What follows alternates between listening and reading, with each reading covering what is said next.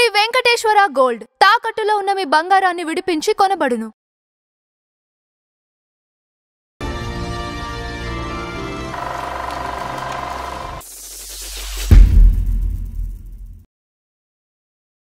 నమస్కారం నందం హరిచంద్రరావు గారు. నమస్కారం అంజుబాబు గారు. తెలుగు చిత్ర పరిశ్రమకి రెండు కళ్ళు ఎన్టీఆర్, ఏఎన్ఆర్. ఖచ్చితంగా నిర్వివాదాంశం. అది చెరగని సందేహం లేదు. వాళ్ళిద్దరనే సందేహం లేదు. వాళ్ళు లేకపోతే ఆ మధ్యకాలం నుంచి ఈ మధ్యకాలం వరకు అసలు ఇదే లేదు. నిలైతే కరెక్ట్. సో ఈరోజు ఎన్టీఆర్ గారి గురించి మనం కొన్ని విషయాలు మాట్లాడుకుందాం, చర్చించుకుందాం. తప్పకుండా అది నా అదృష్టం. ఇంచేతంటే ఆయన గురించి మాట్లాడడం అంటే ఇక భగవంతుని స్మరించుకోవటమే నా దృష్టిలో. రైట్. సో భగవంతుడు అన్నారు కాబట్టి యాక్చువల్గా ఆయన్ని కారణ జన్ముడు అంటారు, యుగ పురుషుడు అంటారు. ఏంటి కారణం ఏంటి? కారణ జన్ముడు యుగ పురుషుడు, ఖచ్చితంగా యుగ పురుషుడే. ఎందుకంటే ఆయన దైవాంశ సంభూతుడే లెక్క ప్రకారం. ఆయన్ని ఎవరైనా మనం గుడికి వెళ్తే కరెక్ట్గా ఏం చేస్తాం? మనం ఆ దేవుడి విగ్రహానికి నమస్కారం పెడతాం. కానీ ఇక్కడ సజీవ విగ్రహం రామారావు గారు. ఆయన చూడంగానే ఎవరైనా సరే నమస్కారం, చేతులకి నమస్కారం పెట్టాల్సిందే. పాదాల పడి ప్రభు మీరు దేవుడు అని మొక్కాల్సింది. అలా జరిగిన సంఘటనలు చాలా ఉన్నాయి. తిరుపతి నుంచి కూడా బస్సుల్లో వచ్చిన వాళ్ళు రామారావు గారికి అలా పాద నమస్కారాలు చేసి ఆయన దర్శించుకుని, తిరుపతి నుంచి వచ్చి ఈ వెంకటేశ్వరరావు ఆ వెంకటేశ్వరరావుని దర్శించి వచ్చి ఈ వెంకటేశ్వరరావుని దర్శించిన వాళ్ళు చాలామంది ఉన్నారు. అది మనకి అనుభవకేజ్యం. ఏమండి, అంటే ఆ దేవుడిని చూసిన తర్వాత ఈ దేవుడిని చూడాలని చెప్పి ఖచ్చితంగా వచ్చేవాళ్ళు ఇక్కడికి. చెన్నైకి వచ్చి ఎన్ని బస్సులు నేను చూశాను. నేను ఇండస్ట్రీకి వచ్చిన కొత్తలో ఈ చివరి నుంచి ఆ చివరి దాకా జనాలు వచ్చి గుళ్ళతోటి వచ్చి ఆయన కూడా అదే దేవుడి రీతిలో దేవుడు పలకరించేట్టే పలకరించి ఎలా ఉన్నారు, మీ ఊళ్ళో పంటలు ఎలా పండుతున్నాయి అని అందరినీ ఆ చిరునవ్వుతో పలకరించేటప్పటికి వీళ్ళు పొంగిపోయేవాళ్ళు. ఆయన దేవుడే మాతో మాట్లాడాడు అన్న సంతృప్తిని ప్రజలు పొందేవాళ్ళంటే ఆయన స్వరూపం ఉంది. ఇచ్చేదంటే దేవుళ్ళు ఒక్కొక్కసారే పుడతారు దేవుడి రూపంలో ఎవరైనా సరే. ఇప్పుడు ఈ రామారావు గారికి అంతటి ఇది వచ్చిందంటే ఆయన స్వరూపం దైవ స్వరూపమే, దైవ సంభూతుడే, పరమాత్మ స్వరూపమే, పురాణ పురుషుడే. కరెక్ట్. మీరు అన్నట్టు ఇప్పుడు భగవంతుడి క్యారెక్టర్స్ చాలా మంది చేశారు. కానీ క్యారెక్టర్ ఎవరైనా సరే ఈయనే దేవుడు, ఇక ఎవరు లేరు అని అనుకున్నారా? రామారావు గారు మాత్రం దేవుడు అని అనుకున్నారు. ఇప్పుడు కృష్ణుడు అంటే రామారావు గారు, రాముడు అంటే రామారావు గారు, వెంకటేశ్వర అంటే రామారావు గారు, శివుడు అంటే రామారావు గారు. ఏమండి, అన్ని దేవుళ్ళ పాత్రలు చేసి ఆయన ప్రజల మనసుల్లో స్థిర నివాసం ఏర్పరచుకున్నారు. అంచేత దేవుడు అంటే రాయే అని పూజించే మన దేశానికి ప్రపంచానికి దేవుడు ఎలా ఉంటాడో చూపించిన మహా వ్యక్తి పురాణ పురుషుడు శ్రీ రామారావు గారు. ఇందులో సందేహం ఏమైనా ఉందా? ఎవరికైనా ఉంది? No doubt. యుగ పురుషుడు అన్నారు మీరు. ప్రతి యుగానికి ఒక పురుషుడు ఉంటాడు, మీకు తెలిసిందే కదా. మహాపురుషుడు ఒక అవతారం ఉంటుంది. అలాగే త్రేతాయుగానికి రాముడు అవతార పురుషుడు, యుగ పురుషుడు. ద్వాపర యుగానికి కృష్ణుడు అవతార పురుషుడు, యుగ పురుషుడు. కలియుగానికి వెంకటేశ్వర స్వామి అవతార పురుషుడు, యుగ పురుషుడు. అలాగే రామారావు గారు కూడా వెంకటేశ్వర స్వామి వేషం వేసిన రామారావు గారే కలియుగ వెంకటేశ్వరుడు అని అనిపించుకుని పూజలు అందుకున్న రామారావు గారు కూడా యుగ పురుషుడే నా దృష్టిలో. అంచేత యుగ పురుషుడు అంటానికి ఆయన చిరునవ్వు చాలు. ఆయన పలకరిస్తే మాట్లాడితే ఆ దేవుడు మాట్లాడినట్టే అందరూ ఫీల్ అయ్యేవాళ్ళు. అందుకని రామారావు గారిని యుగ పురుషుడు అనటంలో ఏమాత్రం సందేహం లేదు అంతే. అండ్ ఇంకోటండి, మీరు ఫస్ట్ ఒక సైన్ మనం మాట్లాడే మాటల్లో కానీ ఒకటి సైన్ ఏదో ఒకటి ఆయన ఎలా మాట్లాడతారు అనేది ఉంటుంది. సో రామారావు గారి సైన్ బ్రదర్ అనేది. అవును, ప్రతి వాళ్ళని అంచేతంటే మన సామెతలు ఉన్నాయండి. అందరినీ గౌరవించాలనేది ఒక పదం ఉంది కదండి. ప్రతి వాళ్ళని బ్రదర్ అని సంబోధించడంలో ఆ దైవత్వం కూడా ఉంది ఆయనలో. ప్రతి వారిని బ్రదర్ అని సంబోధించి అందరూ తన వాళ్ళే, అందరూ నా వాళ్ళే అని చెప్పకనే చెప్పినట్టు అయింది. అంచేత దాంట్లో కూడా ఆయన యొక్క గొప్పతనం అర్థమవుతుంది, రామారావు గారి యొక్క గొప్పతనం. ఇకపోతే ఒకటండి, ఇప్పుడు ఓకే ఆయన సక్సెస్ చెరగని చిరునామా, ఆయన సక్సెస్ మనం సందేహం లేదు. సందేహం లేదు. అయితే ఇక్కడ మొండితనం ఆయన జీవితంలో అసలు ఒక మొండిగా ఏదైనా డెసిషన్ తీసుకుంటే ఒక్కొక్కసారి అది రివర్స్ అయ్యే సందర్భాలు చాలా మంది మనం చూసాం. కానీ ఈయనవి సక్సెస్ అయినాయి. సక్సెస్ ఎందుకు అయిందంటే ఆయన మొండితనం ప్రదర్శించే అన్ని మంచి పనులకే, అన్ని మంచి పనులకే. మొండివాడే. ఎందుకంటే మొండివాడు అని ఎందుకంటారంటేనండి, ఈయన పరిపాలకుడుగా మొండితనం చూపించాడు. ఆయన ఏదైనా మంచి పని చేద్దాం అనుకున్నారు అనుకోండి, ఆయన ఈ బ్యూరోక్రాట్స్ కానీ ఎవరైనా కానీ అధికారులు కానీ ఎవరైనా వద్దంటే కాదు నేను ఇది చేసి తీరుతాను అని మొండితనం ప్రదర్శించాడు. మొండితనం చేసి సక్సెస్ సాధించాడు ఆయన. కిలో ₹2 బియ్యం తర్వాత చెప్తాను అది ఏమండి, సాధించాడు. దీనికి ఒక ఉదాహరణ, ఆయన ఎంత మొండివాడంటే విశ్వామిత్రుడు అనే తెలుగు సినిమా తీశాడు ఆయన. ఎవరు తెలుగు హిందీ భాషలో సినిమా తీశాడు. తీసిన తర్వాత తెలుగు ముందు రిలీజ్ చేశారు ఆయన. తెలుగు ముందు రిలీజ్ చేస్తే అది ఫ్లాప్ అయింది. ఫ్లాప్ అయిన తర్వాత ఇంకా విశ్వామిత్రుడు ఒక ఇంటర్వ్యూ ఎవరో జర్నలిస్ట్ అడిగితే, విశ్వామిత్రుడు ఫ్లాప్ అయింది కదండి, ఇంకా హిందీ రిలీజ్ చేయరు కదండి. ఎందుకు చేయం, మళ్ళీ చేస్తున్నాను నేను. విశ్వామిత్రుడు ఫ్లాప్ అయిందంటే నేను ఒప్పుకోను. ఎందుకంటే విశ్వామిత్రుడు గొప్పవాడు చరిత్ర నేను తీశాను, నేను గొప్పగా నటించాను, అందులో సందేహం లేదు బ్రదర్. ఒకటి హిందీ వర్షన్కి నేను 1కి 10 సార్లు నేను చూసుకుని నేను కొన్ని మార్పులు రాసుకున్నాను. హిందీ వర్షన్కి అది యాడ్ చేస్తున్నాను. దానికి 60 లక్షలు ఖర్చు అవుతుంది. అయినా కూడా మీరు సినిమా ఫ్లాప్ అయిందన్నారు కదా, ఫ్లాప్ అయిన సినిమాకి నేను ఎందుకు ఖర్చు పెడతాను? 60 లక్షలు ఖర్చు పెట్టి రీషూట్ ఎందుకు చేస్తాను? కాన్సెప్ట్ మారుస్తున్నాను. అంచేత విశ్వామిత్రుడు గొప్పతనాన్ని ప్రజలకు చెప్పటమే నా ధర్మం. అలాగా మొండితనం ప్రదర్శించిన విశ్వామిత్రుడు కూడా మొండివాడే, నాలాగా మొండివాడే. ఎందుకంటే తను ఎవరు వద్దన్నా కాదన్నా కూడా త్రిశంకుడు స్వర్గం నిర్మించి ఇచ్చాడు. తన తపస్సంతా దారిపోసాడు దాంట్లో. తర్వాత రాముడి అవతారాన్ని పరిసమాప్తం చేయటానికి, దాన్ని శక్తివంతం చేయటానికి యాగరక్షణకై దశరథుని అడిగి తీసుకొచ్చి ఆయనకి మహిమల్ని దివ్యాస్త్రాలని ప్రసాదించి రాముడిని శక్తివంతం చేశాడు. రాక్షసులు సంహరించడానికి కానీ రేపు రేపు అవతార పరిసమాప్తులు ఎవరైనా సంహరించడానికి కానీ రాముడు శక్తివంతుడు కావాలని చెప్పేసి కావాలని తనే నిర్ణయించి దశరథ దగ్గర నుంచి వాళ్ళని తీసుకొచ్చి కుర్రాళ్ళుగా ఉన్నప్పుడే వాళ్ళకి అస్త్రాలను ప్రదర్శించాడు. అంచేత ఆయన ఆధ్వర్యంలోనే మిథిలా నగరానికి వెళ్ళి సీతని వివాహం చేశాడు. అంచేత విశ్వామిత్రుడు చేసిన ఇన్ని పనులు ఎందుకు మంచివి కావు? ఇవన్నీ మొండితనంతో చేసినవే. తను రాజర్షిని అని పిలుస్తున్నారు నాకు. నేను రాజర్షి అనిపించుకోవడం ఇష్టం లేదు, బ్రహ్మర్షిని కావాలి. వశిష్ఠుడి కంటే నేను కూడా బ్రహ్మర్షిని కావాలని చెప్పి మొండితనంతో తపస్సు చేసి ఇది సాధించుకున్నాడు విశ్వామిత్రుడు అని చెప్పాలని హిందీ పిక్చర్లో ఇదంతా ప్రజెంట్ చేస్తున్నాను నేను 60 లక్షలు ఖర్చు పెట్టి అని. ఆ ఫ్లాప్ అయిన సినిమాను కూడా వదులుకోకుండా రిలీజ్ చేస్తానన్న మొమ్మిడివాడు ఈయన. ఓకే ఏమండి, తర్వాత ఫ్లాప్ అయిన దానికి మళ్ళీ 60 లక్షలు ఖర్చు పెట్టారు. 60 లక్షలు ఖర్చు పెట్టి హిందీకి షూట్ చేశాడు ఆయన. కాన్సెప్ట్ మార్చి. అంటే విశ్వామిత్రుడు కథ ఎలాగైనా ప్రజలకు చేరవేయాలని చెప్పేసి తన కథ తానే విశ్వామిత్రుడు కూతురు శకుంతలకి కథ చెప్తున్నట్టుగా క్రియేట్ చేసి రీషూట్ చేశాడు ఆయన. ఓకే. అంచేత డబ్బుల గురించి చూసుకుని తన అభిప్రాయాన్ని మార్చుకోవటం అనేది జరగని పని. తను ఏదైతే అనుకుంటారో అది చేసి తీరటమే రామారావు గారి మొండితనం. ఓకే. రావణాసుడి 10 తలలు షూట్ చేయాలంటే అది ఏం చేయాలి? Mask shots. అవి అంటే ఇంతని ఏరియా ఫిక్స్ చేసుకుంటారు. 10 తలకి ఎక్కడి నుంచి ఎక్కడికి వస్తుంది అనేది ఒక లైన్ గీస్తారు. గ్రాఫిక్స్ లేవు కాబట్టి. ఇప్పుడు టెక్నాలజీ అప్పుడు లేదు. లైన్ గీసి ఏం చేస్తారంటే సెంటర్లో ఆయన నించోబెడతారు ఫస్ట్ రావణాసుడిని.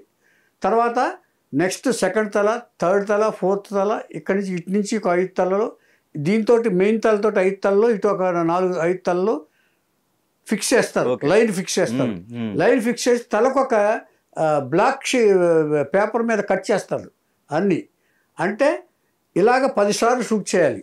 ఈ మొత్తం ప్రాసెస్కి ఈ మిచెల్ కెమెరా ఉండేది ఇదివరకు. అద్దం మీద ఈ బ్లాక్ పేపర్ కట్ చేసి తలకొక బిట్టు కట్ చేసి మాస్క్ షాట్ తీసేవారు. ఓకే. అప్పుడు రవికాంత్ నాగేశ్వర గారు కెమెరామెన్.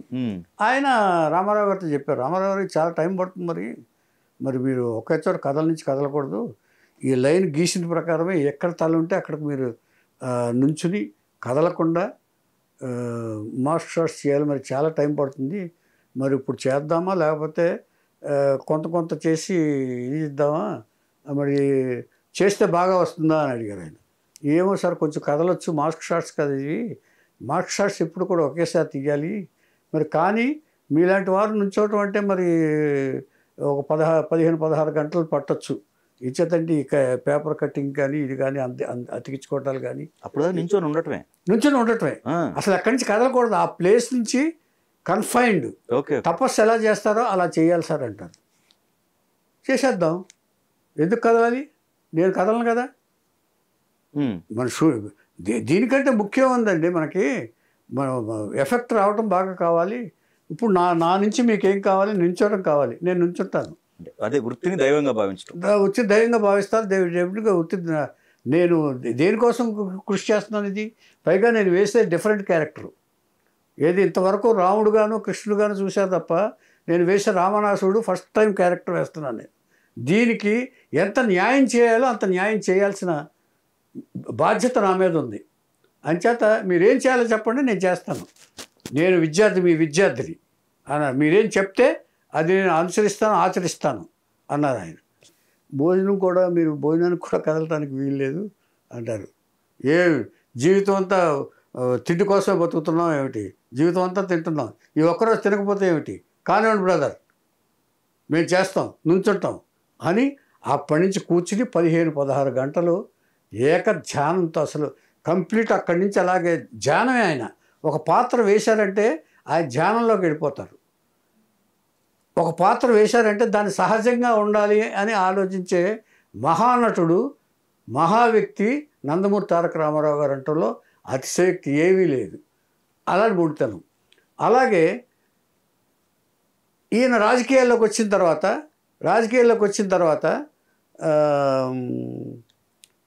ఎలక్షన్ ప్రచారం చేశారు. ఎలక్షన్ ప్రచారం చేసిన తర్వాత ఈయన ఆరాధ్య నటుడు ఎవరికి, ప్రజలందరికీ, ఆంధ్ర ప్రజలందరికీ. కానీ ఒకచోట కారు ఆపి, ఆయన స్నానం చేయలేదు అప్పుడు, ప్రచారం చేసి వస్తుంటే ఒకచోట కాలువ దొరికితే వ్యాన్ ఆపమన్నారు హరికృష్ణన్. వ్యాన్ ఆపిన తర్వాత దిగాడు ఆయన. ఏంటి నాన్నగారు ఇక్కడే చేస్తారు ఏంటంటే, మనం ఎక్కడుంటే మనం ప్రజల్లో మనుషులే, మనం ప్రజల కోసం చేస్తున్నాం, అంచేత నేను ఎక్కడ చేస్తే ఏమిటని చెప్పేసి అక్కడే కూర్చుని ఆ కాలంలో నీళ్లు తోడి స్నానం చేసి మళ్ళీ ఫ్రెష్ అప్ అయ్యి వేల నుంచి మళ్ళీ ప్రచారానికి వెళ్ళిన మొండివాడు రామారావు గారు. ఈ మొండితనం మంచికే. ఎప్పుడైనా ఎవరి మంచికైనా కోసమని మొండితనం ప్రదర్శించడంలో పర్వాలేదనుకునే మహావ్యక్తి రామారావు గారు. ఆయన మొండితనం ఆయనకు పనికొచ్చింది. అలాగే ఇంకొకసారి ఆయన ముఖ్యమంత్రి అయ్యారు హైయెస్ట్ మెజార్టీతో. 9 నెలల్లో పార్టీని దీంట్లోకి తీసుకొచ్చారు, పవర్లోకి తీసుకొచ్చారు. గ్రేట్నెస్ ఏమండి. తీసుకొచ్చిన తర్వాత ప్రజల్లో ఏది ఇవాటిలాగా ఓటర్లు కొట్టడానికి డబ్బులు కావాలి, ఓటర్లని మభ్య పెట్టాలి, ఇలాంటివి ఆ రోజుల్లో ఆయన ఆలోచనలో లేదు. అసలు దానికి వ్యతిరేకి. అంచేత అలాంటి లేకుండా కేవలం ఆయన యొక్క కరిష్మాతోటి ఆయన యొక్క దైవాంశ సంభూతత్వం ఉన్న దీంతో ఆయన ప్రజల దృష్టిలో దేవుడిలాగా ఉండబట్టి ఆయన మాకు మంచి చేస్తాడు, దేవుడు వరాలు ఇచ్చినట్టు అని చెప్పేసి ఆయన ఎన్నుకున్నారు ముఖ్యమంత్రిగా. ఎన్నుకున్న తర్వాత ఏం చేశారు, చాలామందికి ఈర్ష్య అసూయాలు వచ్చి కొట్టేసినాయి. ఈయనేంటి నిన్నగాక మొన్న వచ్చాడు ఈయన ఏం చేయగలడు, అసలు ఏం తెలుసు, ఈయన ఎప్పుడైనా పేపర్ చూశాడా, ఈయన రాజకీయాలు ఏం తెలుసు అని అనుకున్న వాళ్ళు చాలామంది ఉన్నారు, చాలామంది విమర్శించిన వాళ్ళు ఉన్నారు. కానీ అది వాళ్ళ యొక్క కుత్సితతనం అని చెప్పి గ్రహించలేక చాలామంది మోసపోయారు. విన్నవాళ్ళు కూడా చాలామంది అది విని ఆనందించిన వాళ్ళు ఉన్నారు. అలాంటి పరిస్థితుల్లో ఒక ఆయన వెన్నుపోటు పొడిచి ఆయన అమెరికా వెళ్ళారు. ఆయన సర్జరీకో దేనికో వెళ్తే దాని వెన్నుపోటు పొడిచి ఎమ్మెల్యేలందరినీ కూడగట్టుకుని సంతకాలు పెట్టించేసి నాదెండ్ల భాస్కరరావు గారు చేసేసి చరిత్ర చెప్పిన సత్యాలేక అంచేత వేసి కాంగ్రెస్ గవర్నమెంట్ సపోర్ట్ ఉంది అక్కడ. అప్పుడు సెంట్రల్ గవర్నమెంట్లో ఇందిరాగాంధీ. అంచేత వాళ్ళందరికీ మభ్యపెట్టి ఎమ్మెల్యేలందరికీ మేము సెంట్రల్ గవర్నమెంట్లో ఉన్నాం కాబట్టి మీ అందరికీ పదవులు ఇస్తాం, ఇది ఇస్తాం, ఇది చేస్తాం అని చెప్పేసి సంతకాలు పెట్టించేసుకుని చీఫ్ మినిస్టర్గా అప్పుడు రామ్లాల్ అని గవర్నర్ ఉండేవాడు. రావణ్లాల్ అన్నారు తర్వాత ఆయన్ని. ఇది చరిత్ర. ఏమంటే మర్చిపోయి ఉండొచ్చు చాలామంది. రామ్లాల్ అనే గవర్నరు రావణ్లాల్ అన్నారు అప్పుడు. అంచేత అది చేసి చీఫ్ మినిస్టర్గా ప్రమాణ స్వీకారం చేయించేశాడు వితౌట్ ఇది చేయించేసినప్పటికీ అక్కడ ఆయన వచ్చారు. ఆయన వచ్చిన తర్వాత స్టన్ అసలు ఆయన ఎక్స్పెక్ట్ చేయలేదు ఇలాంటివి ఏంటంటే ఆయన గౌరవం పొందటం, మర్యాద పొందటమే తప్ప ఇలాంటి వెన్నుపోట్లు ఆయనకి తెలియదు. ఏదంటే ఆయన చేతుల్లో ఉండేది. పరిశ్రమ ఉన్నా కూడా ఎవరైనా సరే ఆయన అడుగుజాడలోనే నడిచేవారు. ఆయన చెప్పినట్టు ఆయనకు అనుసరణలోనే నడిచేది ఇండస్ట్రీ. కానీ ఇది కొత్త ఆయనకి. ఇలాంటివి జరుగుతాయని ఫస్ట్ టైం దెబ్బతిన్నాడు ఆయన. అయినప్పుడు ఆవేశం వచ్చింది. ఆయన అప్పటికి ఆవేశం ఏం తగ్గల. ఆయన చేత దాని సమర శంఖం పూరించాడు ఆయన. పూరించి ట్యాంక్ బండ్ దగ్గర నిరాహార దీక్షకు కూర్చున్నారు. పోలీసులు లేపేశారు. అయినా కూడా వెనకపడలా. ధర్నాలు చేశారు. ఆయన స్పీచ్లతోటి ప్రజల్లోకి వెళ్ళాడు. ప్రజలకు వచ్చి తనకు జరిగిన అన్యాయాన్ని ప్రజలకు వివరించాడు. మీరే తీర్పు చెప్పండి అని చెప్పేసి ఇచ్చేసేటప్పటికి ఇందిరాగాంధీకి అక్కడ వార్తలు వెళ్ళిపోయింది. చాలా ఇది ముదిరిపోయేటట్టుంది, ఇది మనకే ఇదిగా వచ్చేటట్టుంది చెప్పి అనేటప్పటికీ ఇందిరాగాంధీ కూడా టేకెన్ బ్యాక్. రామ్లాల్ పిలిపించేసింది. అక్కడి నుంచి చీఫ్ మినిస్టర్ని అప్పుడు చీఫ్ మినిస్టర్గా ఉన్న నారాయణ భాస్కరరావుని రిజైన్ చేసేసింది. ఏం చేస్తాను వాళ్ళ చేతుల్లోనే ఉంది. రిజైన్ చేసేసి ఆయన చేత వెంటనే ఎలక్షన్ జరపాలి, నేను ఈ సీటు మీద నేను ఉండను. ఆయన నిబద్ధత చూడండి. మొండితనానికి నిదర్శనం. ఇందిరాగాంధీని ఎదిరించిన మొండితనం. ఒకటి మొండితనం అన్నారు కదా మీరు, సక్సెస్ అయ్యాడు. ఇక్కడ మొండితనం సక్సెస్ అయ్యింది. ఎందుకు సక్సెస్ అయిందంటే ఆయనలో నిజాయితీ ఉంది. నిజాయితీ మొండితనం ఇది. రైట్. మొండితనం అంటే మూర్ఖత్వంతో మొండితనం కూడా ఉంటుంది. అది పనికిరాదు. రెండు రకాలు. అది పనికిరాదు మనకి. ఇది నిజాయితీతో కూడిన మొండితనం. అందుకని సక్సెస్ అయ్యాడు ఆయన. నెల రోజుల్లో మళ్ళీ ఆయన ఇచ్చేసి ఎలక్షన్ పిలవాల్సిందే. నేను ఒకడు అపవిత్రం చేసిన సింహాసనంలో నేను కూర్చోను, నేను పవిత్రంగా వచ్చాను రాజకీయాలకి, ఆ పవిత్రంగానే మళ్ళీ ప్రజల్లోకి వెళ్తాను, ప్రజల అభిప్రాయం తీసుకుని నేను మళ్ళీ ముఖ్యమంత్రి అవుతాను తప్ప ఈ సీట్లో నేను కూర్చోను అని చెప్పి ఎలక్షన్ అనౌన్స్ చేశాడు ఆయన. మొత్తం ఎలక్షన్ అనౌన్స్ చేశాడు. మళ్ళీ ఎలక్షన్ తర్వాత మళ్ళీ బ్రహ్మాండమైన మెజారిటీతో గెలుపొంది ముఖ్యమంత్రి పీఠాన్ని అధిష్ఠించి ఆయన పరిపాలన చేశాడు. ఆ తర్వాత చరిత్ర అందరికీ తెలుసు. అంచేత ఈ మొండితనం సక్సెస్ అవుతుందంటే మనలో నిజాయితీ తత్వం ఉండాలి ఎవరికైనా. ఇది ఇక్కడ ఒకటండి. ఓకే, ఇదే మొండితనం మరి లాస్ట్ చివరికి వచ్చేసరికల్లా ఒక రకంగా అతనికి వ్యతిరేకత వ్యక్తం చేసినట్టు అనిపిస్తుంది. ఎందుకంటే ఖచ్చితంగా చెప్పొచ్చు, ఒక మచ్చ అనే చెప్పొచ్చా లాస్ట్ మినిట్ లో. ఇప్పుడు దాకా మీరు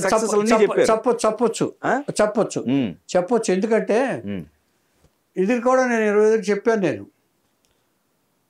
ఎప్పుడైనా ఎవరైనా తప్పు చేయటం సహజం అండి. మచ్చ అంటే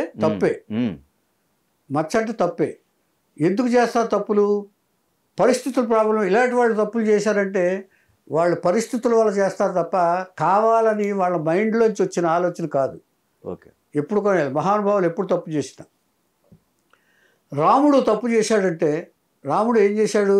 ఎవడో చాకలవాడు వాగిన వాగుడు విని సీతను బహిష్కరించి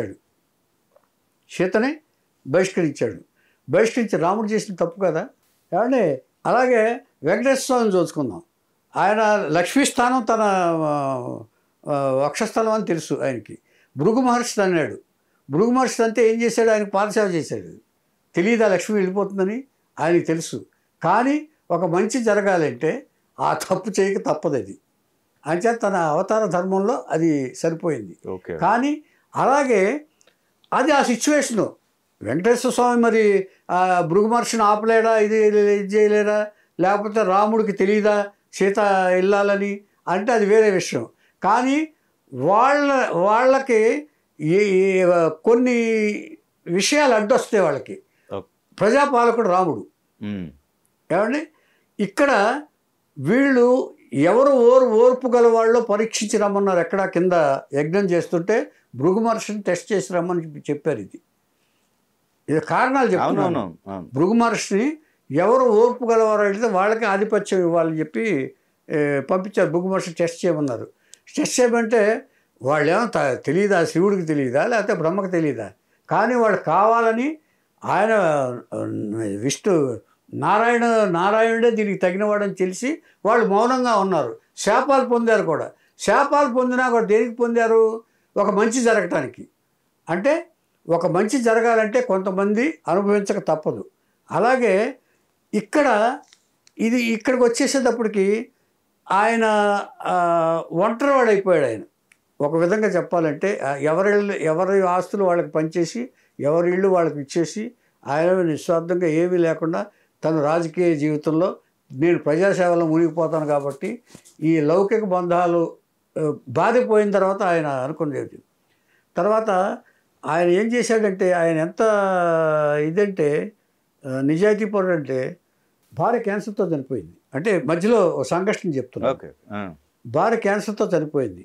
చనిపోయిన తర్వాత క్యాన్సర్ హాస్పిటల్ కట్టించాలనుకున్నాడు ఆయన. పేద ప్రజల కోసం మనకి క్యాన్సర్ హాస్పిటల్ కట్టించాలి. నా భార్య మళ్ళీ ఇలాంటి సంఘటనలు ఎక్కడ జరగకూడదు. క్యాన్సర్కి వెళ్ళాలంటే మెడ్రాసే వెళ్ళాలి. హైదరాబాద్లో క్యాన్సర్ హాస్పిటల్ కట్టించాలని అనుకున్నాడు ఆయన. హైదరాబాద్లో లేదు అప్పుడు. క్యాన్సర్ హాస్పిటల్కి ప్రారంభించాడు ఆయన. ప్రారంభించిన తర్వాత దానికి డబ్బులు కావాలంటే ఈయన సొంత డబ్బులే తప్ప ఇదేది మీరు ఎవరు అడిగినా మీకు చందాలో డబ్బులు ఇస్తారు కదండి, ఎందుకు అడగకూడదు? ఎందుకు ఉంచాలి? నా భార్యని ఆత్మతృప్తి కోసం, నా తృప్తి కోసం నేను క్యాన్సర్ హాస్పిటల్ కట్టిస్తున్నాను. దానికి వాళ్ళ దగ్గర చందాలు ఎందుకు తీసుకోవాలి? నా సంపాదన ఓన్ సంపాదన, నాకు ఇంకా శక్తి ఉంది, సంపాదించే శక్తి ఉంది. అందుకనే ఆ డబ్బుల కోసం మోహన్ బాబు పిక్చర్ చేస్తున్నాను చెప్పి మేజర్ చంద్రకాంత్ క్యాన్సర్ హాస్పిటల్ కోసమే చేస్తున్నాను. అంతటి నిజాయితీ పరిపాలకుడు ఈయన. కానీ ఇట్లాంటి పరిస్థితుల్లో భార్య పోయిన తర్వాత ఒంటరివాడైన రామారావు గారికి ఆరోగ్య దృష్ట్యా కొన్ని నిబద్ధతతో ఆహార నియమాలు పాటించాలి ఆయన. అవి అందట్లేదు ఆయనకి. అందకపోయేటప్పటికి కొంత అసంతృప్తి. ఎంతసేపు వర్కర్స్ ఇస్తున్నారు కానీ దాంట్లోంచి ఇంతకాలం ఆయన ఒక పవిత్రమైన భార్య సేవల్ని అందుకున్నాడు ఆయన ఇంతకాలం. అది మర్చిపోగలరు ఎవరైనా? దాన్ని మర్చిపోలేరు. ఎంతటి రాతి మనిషి అయినా కూడా ఆవిడ తన భార్య అందించిన సేవలను ఎవరు మర్చిపోలేరు. ఎస్పెషల్లీ బసవతారకం గారు. ఈవిడిని దేవుడి కంటే ప్రజలందరూ దేవుడిగా పూజిస్తే ఆవిడకి దేవుడు రామారావు గారి. అంతటి పవిత్రంగా చూసింది అయితే మర్చిపోలేకపోయి అలాంటి సందిగ్ధ పరిస్థితుల్లో ఉన్నప్పుడు ఎంటర్ అయ్యారు ఒకడు, లక్ష్మీభారతి. ఎంటర్ అయ్యి జీవిత చరిత్ర రాస్తారని చెప్పేసి ఎప్పుడైనా సరే ఎవరైనా సరే ఇబ్బందుల్లో ఉన్నప్పుడు ఒక ఓదార్పు మాట వినిపిస్తే దానికి మనం ఇదైపోతాము. ఉడుకో నేనున్నాను నీకెందుకు అని చెప్పేసి. తర్వాత ఎవరికైనా ఆకలిగా ఉన్నప్పుడు ఒక చిన్న ఇది తినిపిస్తే అప్పటికి ఆయన చేతులు కూడా కొంచెం కంట్రోల్ తప్పి అప్పుడు తినిపించడం ప్రారంభించారు. ఇప్పుడు వీళ్ళతో తినలేరుగా. అలాగే ఆడదాని ఇది వచ్చేటప్పటికే రామారావు గారు దేనికి ఇదయ్యారు అంటే అంత మొండివాడు కూడా ఆ మొండితనాన్ని కరిగించిన దిట్ట అర్థం కాలేదండి. అంచేత ఎవరైనా పరిస్థితులకి లోబడి అంచేత రామారావు గారిని ఒక్కరిని దోషం చేయలేము. అది పరిస్థితులు కూడా దోషం చేయాలి మనం. ఇంచేతంటే రామారావు గారి క్యారెక్టర్ అది కాదు. అన్నీ బాగుండుంటే లేదంటే అందరూ ఉమ్మడి కుటుంబంగా ఉండుంటే అందరూ సర్వీస్ చేస్తుంటే ఒకవేళ అంటే ఏ పరిస్థితులకు ఆయన ఎవరి జీవితం వాళ్ళకే అప్పచెప్పాలనే ఉద్దేశంతో అందరినీ పాపం పిల్లలందరినీ సెపరేట్ చేశారు. అంచేత ఎవరి జీవితాలు వాళ్ళు జీవిస్తున్నారు. ఆడపిల్లలు వాళ్ళ భర్తలతోటి, మగపిల్లలేమో ఇది. కనీసం ఆయన ప్రజాసేవ కోసం ఆఖరి కూతురు పెళ్ళికి కూడా ఆయన అటెండ్ అవ్వలేదు. ఈవెన్ బాలకృష్ణ పెళ్ళికి కూడా అటెండ్ అవ్వలేదని నాకు జ్ఞాపకం. ఏమండి? అంచేత ప్రజాసేవలో మునిగిపోతే అంత మొండితనానికి వస్తే అది కూడా ఆయన ఒక నిబద్ధతతో ఒక నిజాయితీతో ఏ పైన చేయటం ఆయనకు అలవాటు. అలాంటి పరిస్థితుల్లో ఆయన ఒంటరిగా ఉన్నప్పుడు ఈ ఈ ఆహార ఎవరైనా సరే ఆకలిగా ఉన్నవాడికి అన్నం పెడితే అన్నం ఆకలిగా ఉండి అన్నం పెడితే రుచికరమైన పదార్థం పెట్టారనుకో, సపోజ్ ఎవరైనా పెట్టారనుకో, ఇక దాన్ని మించిన సపర్యం ఇంకోటి లేదు ప్రపంచంలో. దానికి లొంగని ఇది ఎవరు లేరు. ఆయనకి ఈల్డ్ అయిపోతాం మనం. ఇంచేతండి ఏ డబ్బుకు కూడా లొంగరేమో కానీ తిండికి మాత్రం లొంగిపోతాం మనం. No doubt. రుచికరమైన పదార్థం పెడితే ఇక విపరీతంగా అమ్మ అన్నం పెట్టి నాకు ఆకలి తీర్చావమ్మా అన్న పద్ధతిలో పొగుతారు. మీరు అబ్జర్వ్ చేసి భిక్షగాడు అన్నం ఒక పంచభక్ష ప్రమాణాలు పెట్టానుకో, ఎలాగా అయితే అమ్మ నాకు ఇది పెట్టారమ్మా నమస్కారం చేస్తారు చూసారా, అలాగా దానికి కరిగిపోయారు ఈయన. కరిగిపోయి అన్నం అలా తినిపించేసి అలా సర్వీస్ చేసేటప్పటికి ఆ సర్వీస్కి లొంగిపోయాడు ఆయన. అంటే ఎవరికైనా తప్పదు అది. అంచేత అట్లాంటి పరిస్థితుల్లో ఆయనకి ఏర్పడిన మచ్చ, తెలియకుండా అనుకోకుండా అనాలోచితంగా ఏర్పడిన మచ్చ అది. దానికి స్టికాన్ అయ్యాడు ఆయన. అదే పొరపాటు అయింది అక్కడ. దానికి ఏదైనా బంధాన్ని ఏర్పరచుకున్నాడంటే, ఏదైనా ఎవరి మీదైనా అభిమానం చూపించాడంటే ఆయన దాన్ని వదిలిపెట్టే ప్రసక్తే లేదు.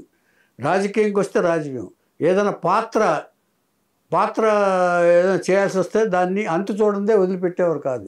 అలాగే ఎవరికైనా తను మాట ఇస్తే ఆ మాట నిలబెట్టుకునే వరకు రామారావు గారు అస్సలు ఇది లేదు. అంచేత తనను నమ్ముకున్న వాళ్ళని అన్యాయం చేయకూడదనే ఉద్దేశంతో కంటిన్యూ చేశాడు తప్ప ఆయన ఇచ్చేది. దాన్ని అవతల వాళ్ళు అడ్వాంటేజ్ తీసుకుని దీన్ని రాజ్యాంగాన్ని భ్రష్టు పట్టించే పరిస్థితిలో ఉన్నప్పుడు చంద్రబాబు నాయుడు గారు పూనుకుని ఇది ఇలాగే సాగనిస్తే ఇది అపభ్రంశం అవుతుంది, రాజ్యపాలన మొత్తం పరిపాలన అంతా ఇదవుతుందని చెప్పేసి ఆయన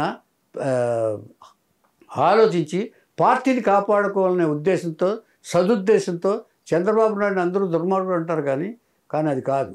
ఎప్పుడైనా సరే ఎప్పుడైనా దుర్మార్గం ప్రబలినప్పుడు కొన్ని అడ్డుకట్ట వేసి కొన్ని ఇది చేయాల్సిన అవసరం వస్తుంది. అది మనకి చరిత్రలో పురాణాలు కూడా మనకి ప్రూవ్ చేసింది.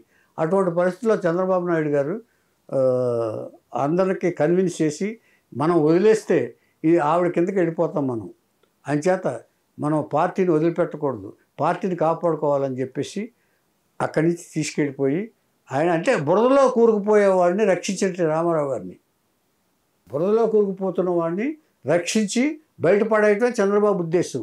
ఆ తర్వాత ఆయన మరి అకాల మరణం పొందటం కూడా మనం చింతించదగ్గింది. అంచేత ఇది మచ్చ అంటే మచ్చే, ఖచ్చితంగా మచ్చే. కానీ చంద్రుడికి మచ్చన్నా కూడా వెలుగుని ఏమైనా తక్కువ ఇస్తాడు ఆయన? ప్రపంచానంతకి వెలుగు వెలిగిస్తున్నాడు కదా. అలాగే రామారావు గారి క్యారెక్టర్ ఏం మచ్చలేదు. ఆయన క్యారెక్టరు స్వచ్ఛమే. ఆయన ఎప్పుడు కూడా ప్రజల మనిషే, ప్రజామోద యోగ్యుడే, సర్వజనామోద్యుడే.